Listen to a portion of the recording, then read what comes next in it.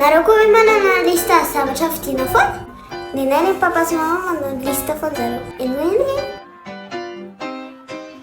Kristina. C'est ta Tiffany, t'es Izy Mathieu. Dezahay androantsika dia anao checklist miaraka amin'ny dia aty amin'ny kibo atanjomaty zay hoentinay aty nareo.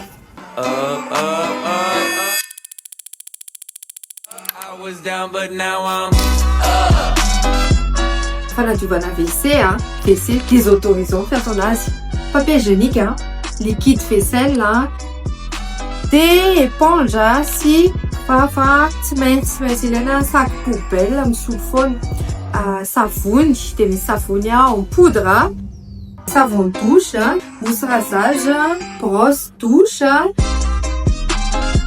dia déodorant hafa ny dina dia hafa tena dia ny Tiffany Mathieu dia gel douche, misy sakafo koa ny alika, sakafo mipao, lingette, plume, la poêle, box, blender, bouilloire, rice cooker, tsy maintsy anana ao am-batsy. Dia zay ny aventuranay miaraka amin'ny Kibo! Ahoana mofo te papa sy mama? Andao adrahoana foana!